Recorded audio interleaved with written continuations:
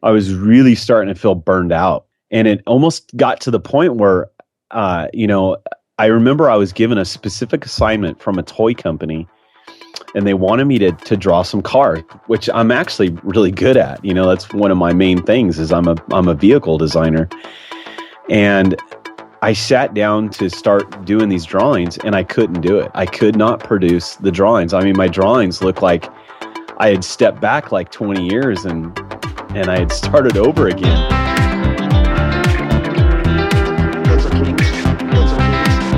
We are back for the Pencil Kings podcast. On the line, we have Dwayne Vance. If you haven't heard of Dwayne before and you're a fan of vehicle art, it's beautiful work. To start things off, why don't you tell people a little bit, give us the 1 to 2 minute version of who you are and what you do, and then we'll dive into your story. All right. Well, I'm obviously Dwayne Vance. You kind of introduced me there. And then what I'm currently working on now is I'm a design director at a helmet company. So I'm in charge of all the actual look and the aesthetic of the actual physical design of the helmet, along with the graphics on the helmet. Then I also currently have my own freelance design business for the toy, video game, and the extreme sports industry as well. All right, well, why don't we just dive right into the helmet design? I've never heard anybody tell me that they were a helmet designer before. So why don't you tell people a little bit about what your day is like designing helmets and how you got to that point? Because if somebody went to your website, I don't think they would guess that that's what you're doing now. Yeah, I think I don't put a lot of that on my website, partly because it's one of those things that I enjoy doing it as the business side of stuff, but I don't want to do it as freelance, because I work on it during the day. The thing, how I ended up in helmet design was I went to school for transportation design, and I got pretty good at styling products and things like that. And I started out in the motocross industry at a company called Troy Lee Designs. And they're real heavy into the motocross market. So I was designing a lot of protective stuff while I was there. And Troy came to me and said, do you think you could style a helmet? And I was like, well, I think I can. And from there, I just had to figure out what needed to be on the helmet. Like there's certain requirements on a helmet to pass what's called DOT and Snell. Like you can't have like big holes in the helmet where, say, a spike could go through, or it's got to be dropped a couple of times, so you can't put, certain details in certain areas. And as you learn those things, it's basically what you call hard points. Any engineer would know what that is. They kind of give designers what they call hard points, and you have to kind of stick to that. But from that point, you can kind of stylize a lot of shells, like with the different shapes. Different vent holes. You can even get into, you get into the interior, the styling of the interior, the way, you're using different materials that whisk sweat away. You're using different materials to give different patterns, to give them a neat aesthetic look. So there's a lot of creative stuff that goes into designing helmets. And I think even more so today than it ever has been in the past. And so how does that work? Because I'm familiar with games. So in my mind, it's you create the concept art for it, and then somebody would prototype it in 3D. Is it the same thing applying to helmets now? Actually, it is. Yeah, it's almost identical. The only thing, like I said, you're using actual physical hard points because it has to fit a human head. So other than that, you pretty much can style around that, and I'll hand over my sketches and drawings to a 3D guy, and he'll actually, design that out and kind of according to what I give him in my package drawings and stuff. That's so cool. So what's the timeline like from, initial idea? Like we want to design a helmet that's kind of like X, and then you're like, okay, cool. Maybe you do some research. How long does it take to get to that first prototype stage where you've got like the physical prototype back in your hands and you can see sort of like where your creative, your concept designs came through to the actual product? I would say a normal schedule is anywhere from a year to 2 years. Wow, that long. Yeah. Crazy. Yeah. And then usually if like the higher end helmets take about, I want to say 2 years. And then the kind of what I call price point helmets, they take around a year. And a lot of that has to do with usually in a higher end helmet, you're trying to come up with new innovation for it. So you've got to do some testing on that side of stuff as well. Like testing new materials or new paints or, new finishes. Any of that type of stuff requires a little more time. Wow, that just completely blows my mind. You're in the store, you pick this stuff up, and you just have no idea how much love, thought, time, testing went into all this stuff. And you just pick it up and you're like, oh, cool. And then you put it back on the shelf or you take it up to the register. Yeah, it's true. It does take a lot of thought, especially like I said, anytime you're putting something on somebody's head, there's a lot of factors that people look at. Is it comfortable? Is the material soft? Are there pressure points that are hitting on my head? Because everyone has a different head shape. That's probably the hardest part, is getting that sweet spot where people put on a helmet and go, oh, wow, that feels good. But what causes people to pick up a helmet usually is the styling. They're like, oh, that's a cool looking helmet. I got to try that on. But people won't pick it up before that. Let's go back to something that you said earlier. What does transportation design school look like? What's the sort of like Cole's Notes version?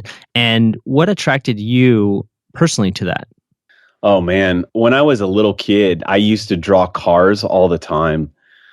Everything. I was into hot rods. I was into exotic sports cars, race cars, any of that type of stuff I was drawing. And as I got older, I actually saw this school when I was in junior high, I believe. And it was a catalog in the library, and it was a catalog for Art Center College of Design. And as I got older, I ended up wanting to pursue something in the art side of stuff. And I knew that I always wanted to go to Art Center. Well, basically, long story short, I ended up at Art Center. And there was only 2 schools that really taught transportation design at that time. Was CCS, which is in Detroit, and then Art Center, which is here in Pasadena in California. And I ended up getting accepted, and I went through the whole program. And it's such intense training. Obviously, they've got an amazing program now for entertainment design as well. But when I went there, the transportation design program was by far the best program there at the time.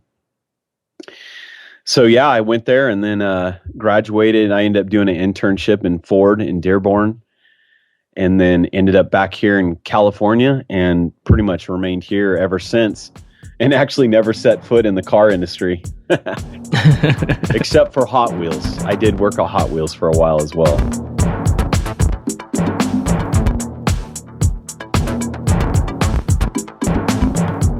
So we're going to change directions here a little bit and talk about something. We've been talking offline a little bit about depression or being in a funk. And I think like with Robin Williams, passing away or taking his own life recently, it's kind of like a timely thing. And I know for me, I feel like the last year or so, like I've been in a bit of a funk person. I know I don't do a whole lot of creative work these days.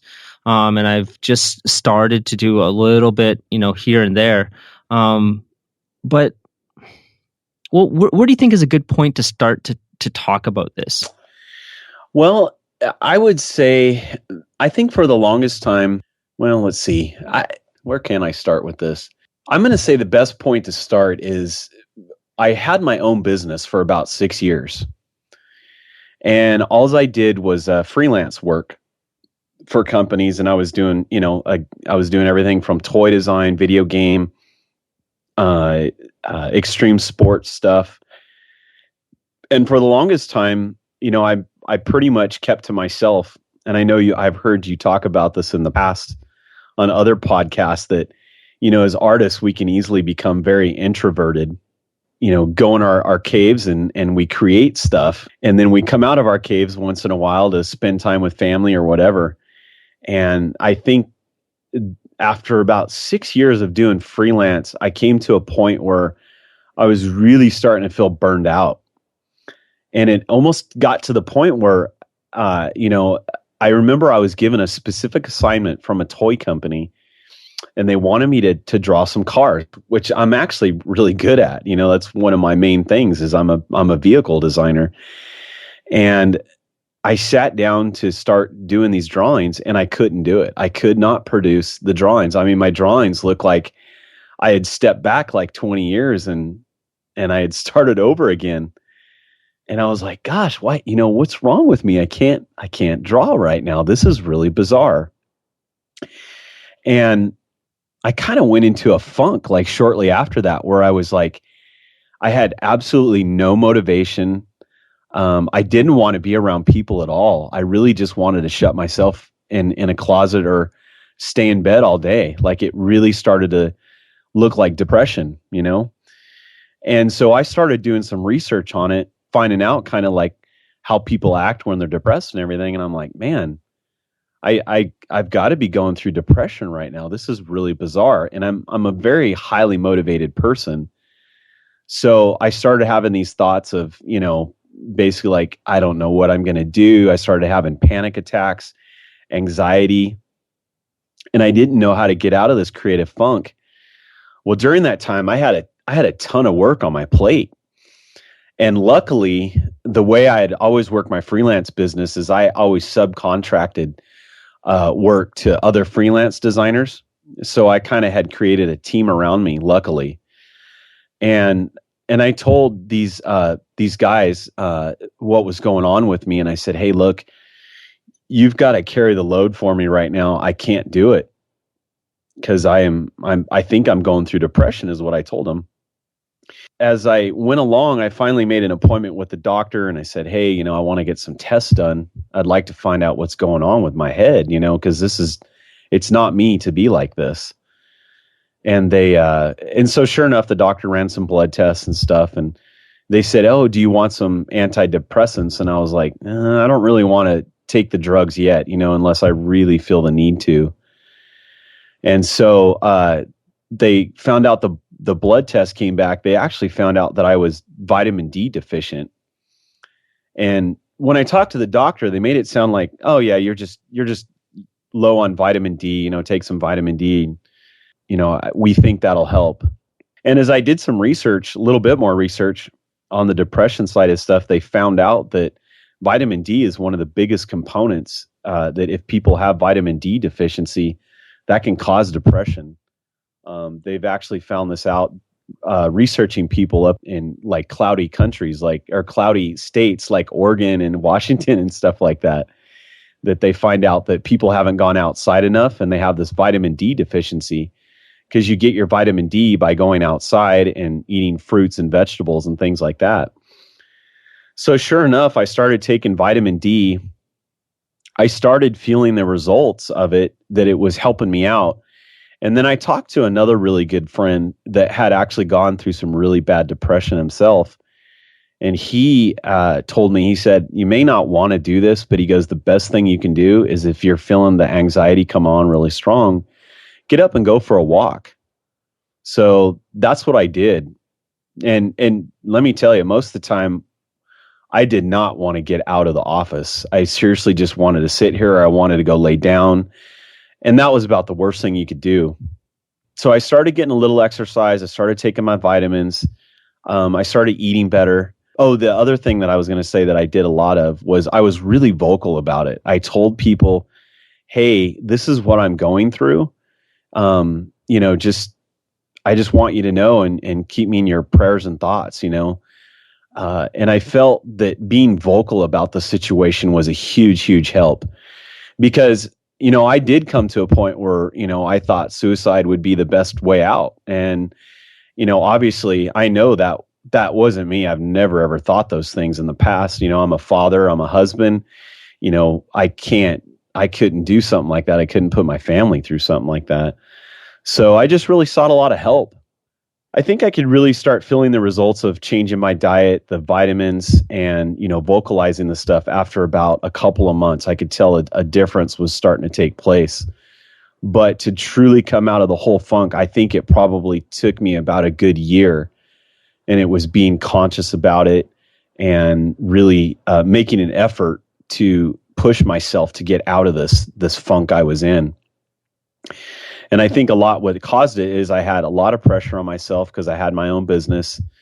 I didn't get out enough. I wasn't socializing enough, and I missed all that. And I think I've made that a huge priority now. So that makes so much sense. I think, for what I was feeling, I was living in Vancouver, Canada for a while, and it's very similar to Oregon. I was looking, what's the difference between Seattle and Vancouver? And there's very, very little difference climate-wise.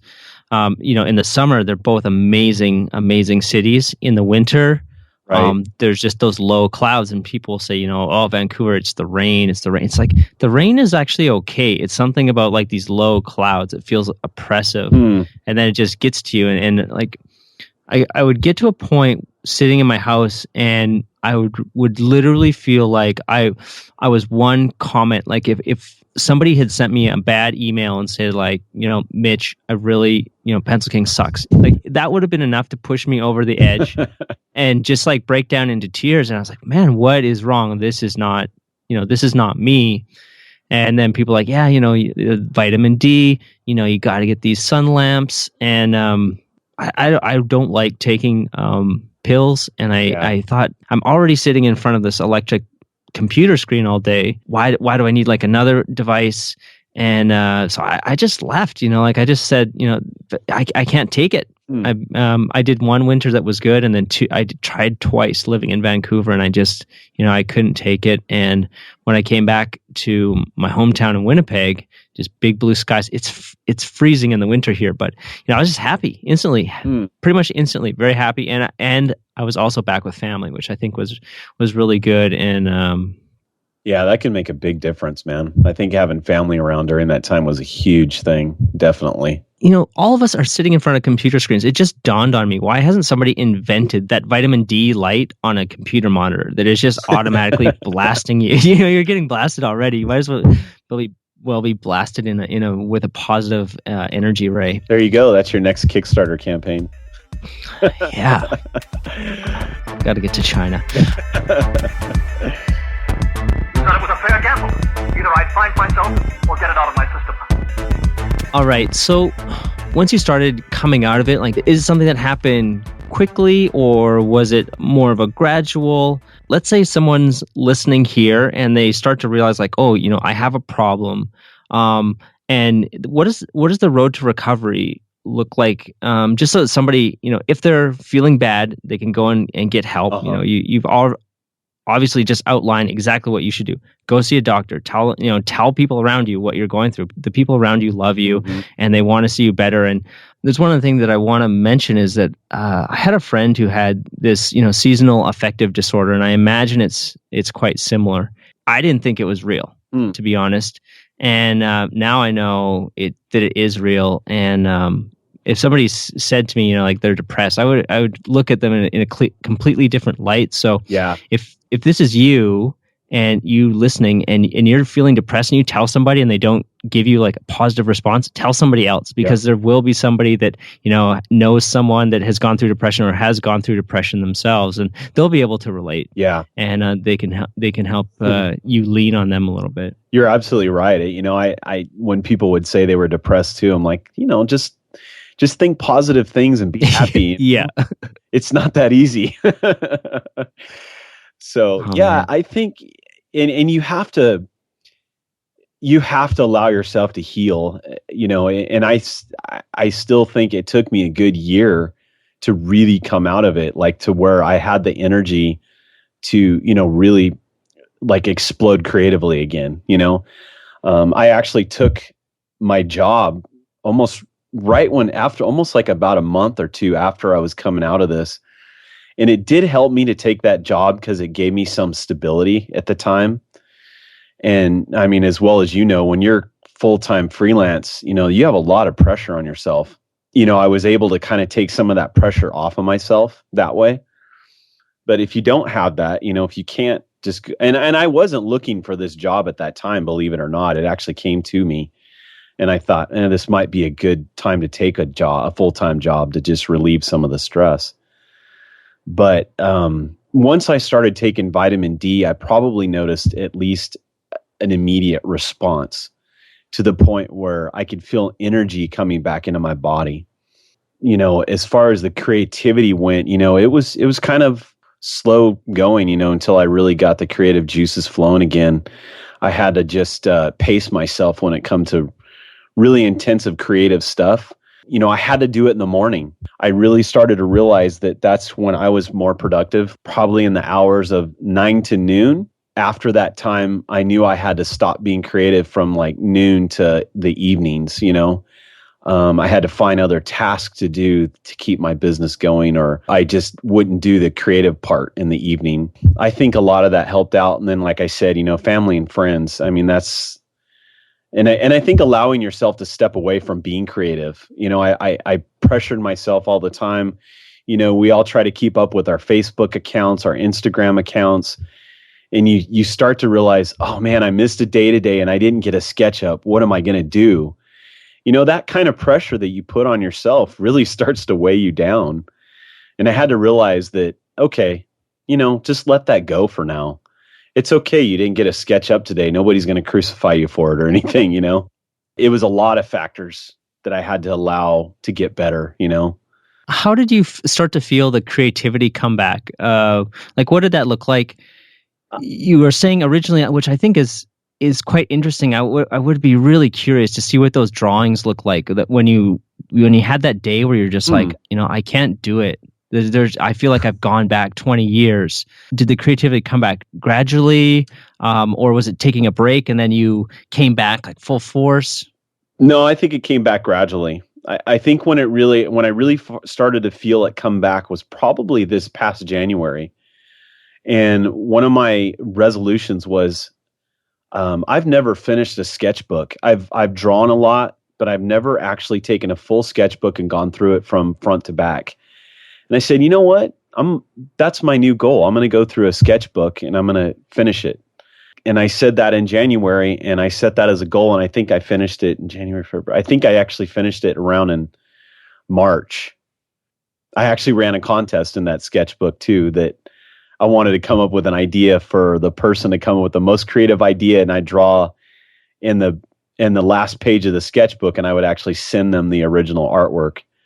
So that was kind of fun to do that. And it was a neat accomplishment. Like I felt like it was a goal that I met, and it gave me kind of a sense of pride that, okay, I finished the sketchbook, and it's, the sketches were from really good to, not so good, but I finished the sketchbook, and it felt like a good goal that I met after going through this, slump that I was in. That's a good way to do something that takes the pressure off. Mm-hmm. I feel like, we put a lot of undue pressure on ourselves as artists, comparing ourselves to other people. Yeah. I haven't heard anyone come on the podcast yet and say, you know what, being an artist is the easiest job that you can do. You should sign up to be an artist right away. It's like everyone says, man, if you're not in it, don't be in it. Yeah. Go be anything else. This is not a straightforward and clear path. It's like there's highs and lows, and it's definitely not easy. I've heard several of the artists on the podcast say that, you've got to have the passion for it. It's not something that you just all of a sudden say, or if you want to be an artist for the fame or fortune, you got to do it for the passion first, for sure. Definitely. All right. Well, I think this is a good place to wrap up. I know this talk was a little bit different than what our usual episodes are like, but I'd really encourage you to go and check out Dwayne's website. He's got some beautiful vehicle, futuristic vehicle. He's got a lot of other artwork as well, but I'll let Dwayne tell you where to find him online. I know he's got Instagram and other things. So Dwayne, where's the best place to catch you online? All right. Well, let's see here. I've got a Facebook page. I have a brand called Masters of Chicken Scratch. And it's mostly all hot rod art, and I also self-publish a couple books. So you can find me on Facebook under Masters of Chicken Scratch. And then mostly everywhere else, I'm under Dwayne Vance. If you Google Dwayne Vance, you can find my freelance website, my Behance website, all that stuff. So, and then on Instagram, I'm just Dwayne Vance, at Dwayne Vance. And I'm really active on Instagram. That's probably the thing I update the most. So give me a follow if you want. Awesome. And we'll have show notes for this at pencilkings.com/Dwayne-Vance, DWAYNE-VANCE. So thank you so much, Dwayne, for being on the call. And I'll see you guys next week. Thanks for having me, Mitch. If you're just tuning in, at Pencil Kings, we have a lot of art instruction for people to learn Photoshop as well as drawing, fundamental lessons, and we're adding new stuff all the time. A whole community of artists dedicated and learning, trying to help people advance their art careers. Pencil Kings, Pencil Kings, Pencil Kings, Pencil Kings, Pencil Kings. If you enjoyed this episode, I'd love it if you could hit the 5-star review on iTunes or Stitcher Radio and leave us a little comment about what you thought about this.